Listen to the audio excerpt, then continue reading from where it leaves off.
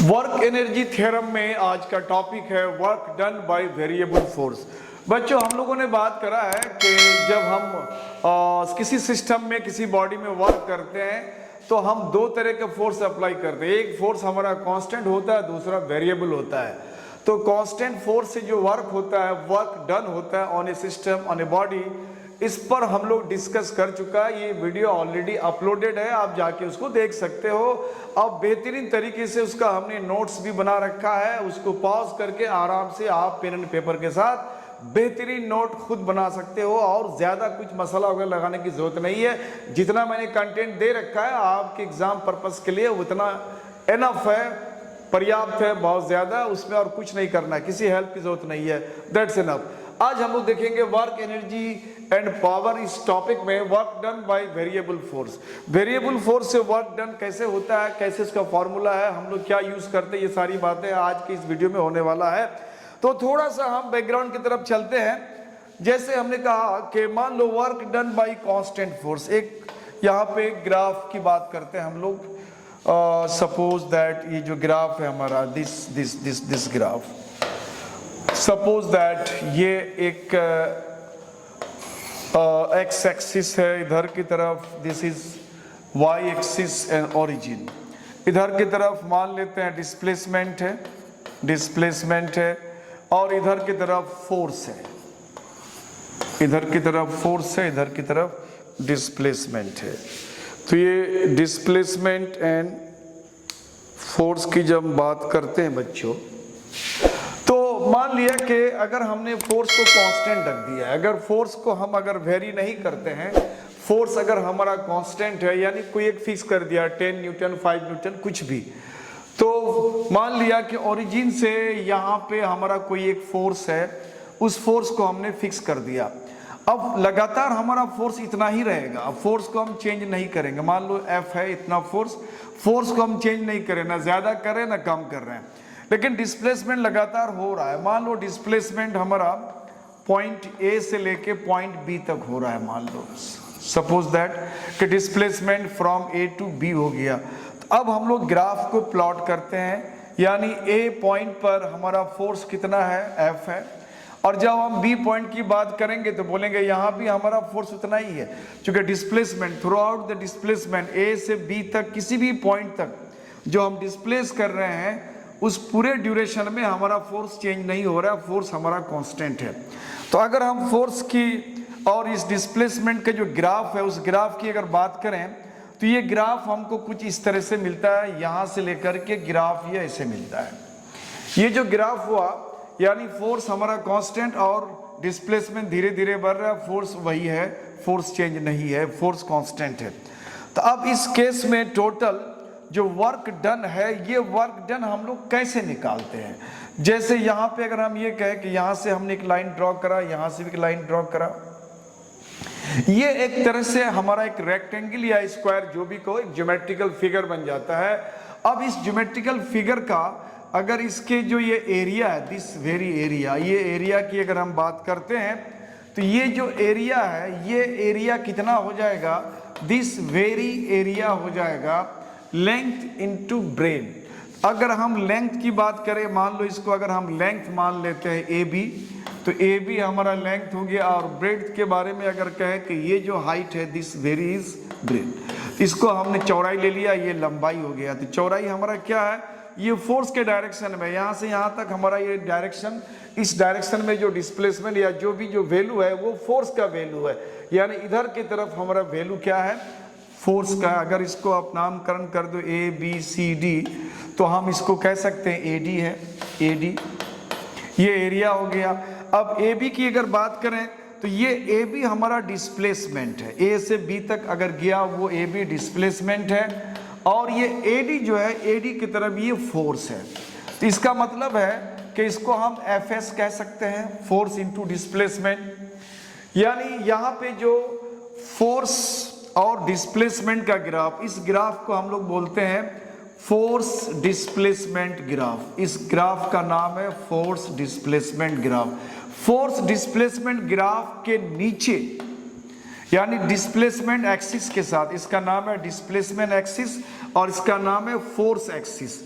Displacement force या force displacement graph के नीचे डिस्प्लेसमेंट एक्सिस के साथ जो फिगर बनता है उसका एरिया का जो वैल्यू है वो एरिया का वैल्यू वर्क के बराबर होता है।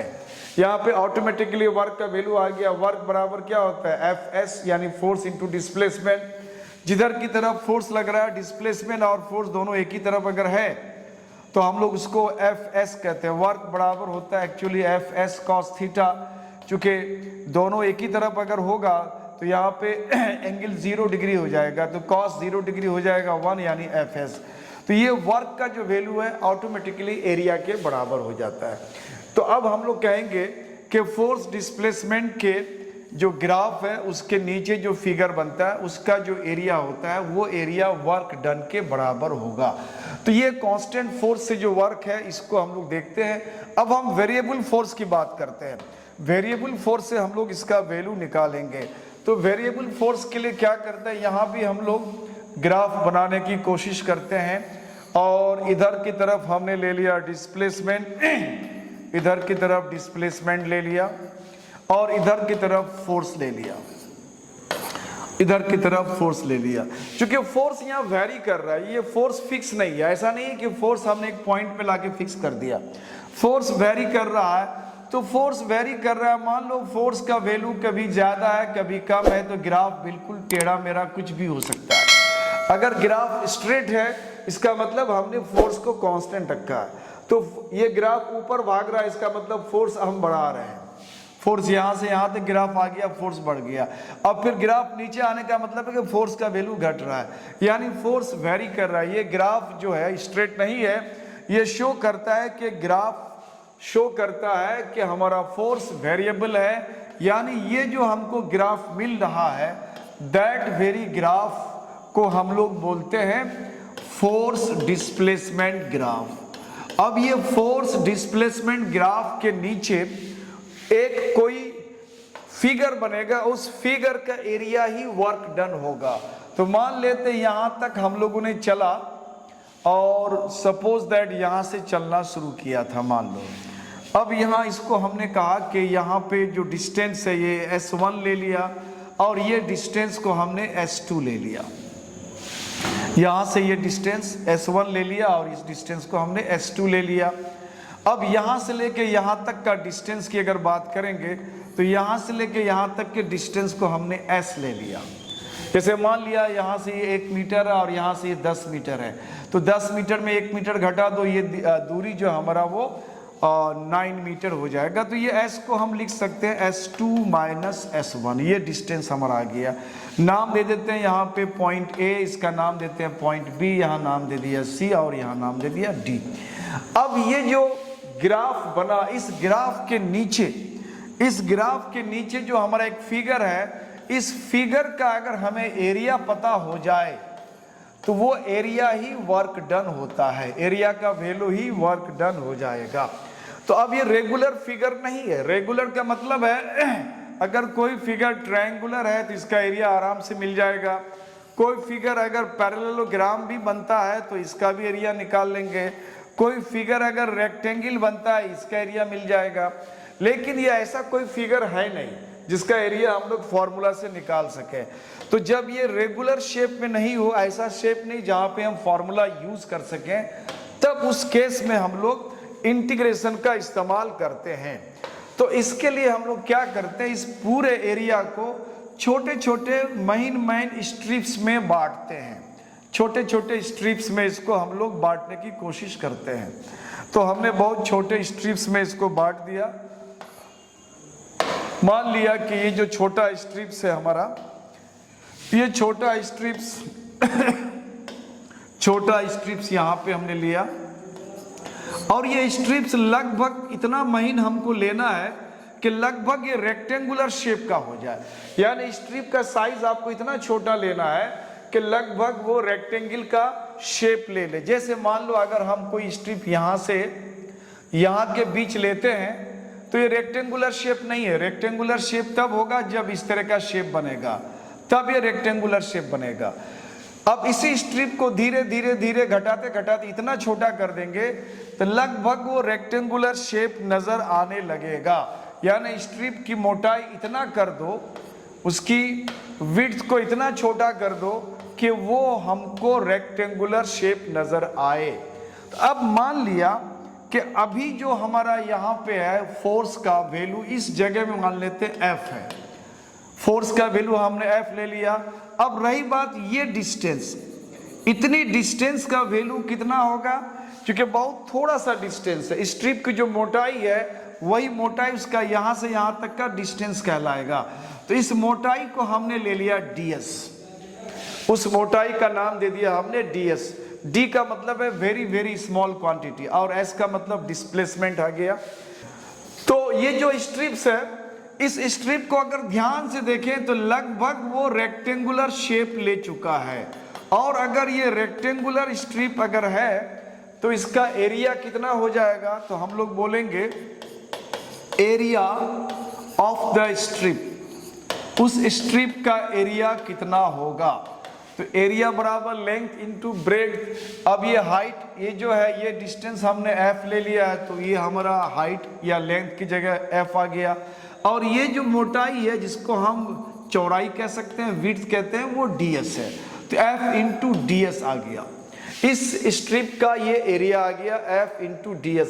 और f इंटू ds को हम लोग वर्क डन भी कहते हैं। इसका मतलब है कि ये स्मॉल वर्क डन हुआ, थोड़ा सा स्मॉल वर्क डन हो जाएगा यहाँ पे FDS। तो ये बहुत थोड़ा सा वर्क किया हमने, तो ये थोड़ा सा वर्क हो गया FDS। अब हम चाहते हैं कि यहां से लेकर के यहां तक डिस्प्लेस हुआ है तो टोटल वर्क कितना हो जाएगा। तो अब इसको हम लोग लिखेंगे hence total work done by variable force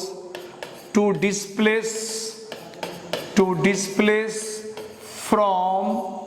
from A to B, A से लेके B तक इसको डिस्प्लेस करने में टोटल वर्क कितना होता है। तो हमने जो थोड़ा सा वर्क करा है, इस थोड़े से वर्क में हम लोग इंटीग्रेशन का इस्तेमाल कर देते हैं। तो यहां लिख देते हैं इंटीग्रेशन। अब ये dw का मतलब हो गया यहाँ पे w। अब यहाँ पे अगर इसका इंटीग्रेशन करते हैं तो फोर्स को अगर हम बाहर लेते हैं, क्योंकि d जिसके साथ लगा रहता है उसी का इंटीग्रेशन होता है। तो अगर यहाँ d की बात करेंगे तो डिस्प्लेसमेंट के साथ लगा हुआ है, तो जिसका इंटीग्रेशन होता है, अगर आपको उसका लिमिट पता है तो आप लोअर लिमिट अपर लिमिट बैठा सकते हो। हमने A से उसको डिस्प्लेस B तक कराया है। A में डिस्प्लेसमेंट का लोअर लिमिट है S1 और B तक चला गया और वहां पे उसका डिस्प्लेसमेंट है S2। तो ये dw का w हो गया। अब यहाँ पे इंटीग्रेशन करते हैं, ये S1 से लेके S2 है और ये F और ये ds आ गया। तो ये वेरिएबल फोर्स के कारण जो वर्क डन है, तो इसको हम लोग इसी फॉर्म में रखते हैं, इसको फॉर्म चेंज नहीं करते हैं, इसी फॉर्म में रखते हैं। ये work done by variable force. अगर हमको लोअर लिमिट और अपर लिमिट पता हो कि हमने कहाँ से कहाँ तक खिसकाया है, तो इस वैल्यू को आगे चल के हम लोग इसको सॉल्व कर सकते हैं इस तरह से। तो इसको हम लोग NV में सॉल्व कर देता हूं मैं, लेकिन ओवरऑल जब इसका फॉर्मूला डिराइव करना है वेरिएबल फोर्स से वर्क, तो यहां तक इसको लाके छोड़ देना है। लेकिन अगर वैल्यू आपको पता है तो इस वैल्यू को सॉल्व करने का तरीका है कि आप यहां पे देखो, इंटीग्रेशन F का नहीं होगा, उसको बाहर कर दो। उसके बाद इंटीग्रेशन लग जाएगा ds यानी डिस्प्लेसमेंट के लिए, और यहाँ लोअर लिमिट S1 और अपर लिमिट S2। उसके बाद यहाँ हम लोग F और ds का इंटीग्रेशन में होता क्या है, इंटीग्रेशन का जो बेसिक फॉर्मूला बच्चों वो x पावर n dx होता है। अब यहाँ पे x पावर n का मतलब है कि इसमें पावर एक ऐड हो जाता है और उतना ही से वो डिवाइड हो जाता है, ये उसका इंटीग्रेशन हो गया। अब यहाँ कहोगे यहाँ पे x पावर n तो नहीं है, तो इसको हम इस तरह से देख सकते हैं। मैं यहाँ पे दिखा देता हूँ, इस वैल्यू को कंफ्यूजन दूर हो जाएगा। अगर हमारे पास ये ds है तो हम इसको कह सकते हैं s पावर 0 ds कह सकते हैं। क्यों? अगर किसी पर पावर 0 देंगे तो वो वैल्यू 1 हो जाता है। जब ये 1 हो जाता है तो 1 इंटू डी एस, तो फिर डी एस ही हो जाएगा। तो यानी इसको हम ऐसा लिख सकते हैं।